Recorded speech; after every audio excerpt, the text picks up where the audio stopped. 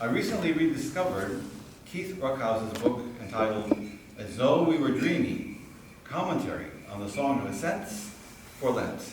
And I would like this evening to share a bit of his wisdom with us all. He comments on this phrase from Psalm 120. Deliver me, O Lord, from lying lips and from a deceitful tongue. Most certainly, the petitioner here in the psalm is facing a life-threatening situation brought about by his fellow human beings. For they are conspiring, they're plotting, they're scheming against his life.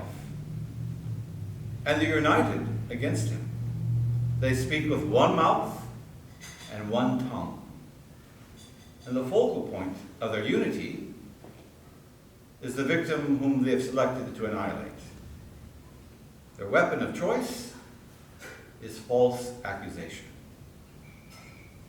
False accusation and gossip are like an avalanche, which only takes a tiny vibration to set off a monstrous and deadly cascade, a force so overpowering that it's only exhausted by the expulsion of its target. The force of this deadliest of weapons is its truly unifying character. For all the voices that coalesce into one set of treacherous lips and a single deceitful tongue.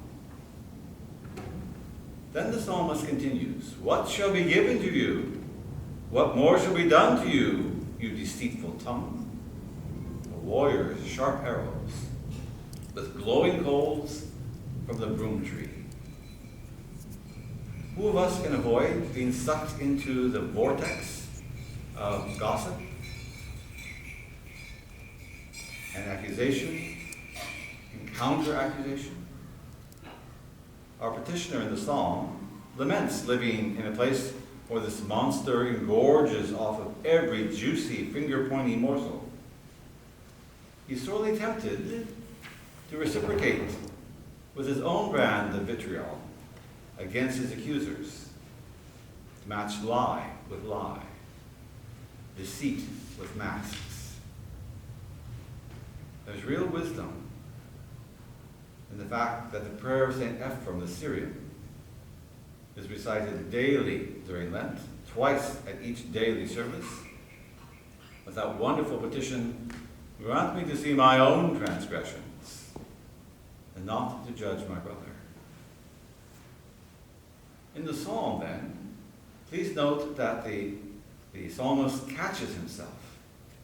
He turns completely away from the Lord and confronts the enemy head on, in himself as well as in his adversaries. Just like our Lord in the wilderness during his 40-day temptation, he directly engages the evil one. He interrogates the lying tongue, speaking to that as if it were alive. He speaks to it as if it were a fraudulent investor. What dividends, what return do you expect to get by investing in my destruction? If you scheme deceptively, what kind of profit do you hope to make? Before the tongue can even answer, the psalmist cowers over the tongue with the irrefutable truth, its own destruction. And then to make the point, the metaphor changes to a city under siege, which may in fact be the real-life situation of the psalmist. He envisions deadly archers on the city walls, cascading sharp, armor-piercing arrows upon the city attackers. And if they attempt to scale the walls, showers of infrared coals from the broom tree will sear their flesh away. So the question for us, ladies and gentlemen, is simply this. How lying have our lips been? How deceitful have our tongues been since last Lent? Let's think about that this third week of Great Lent.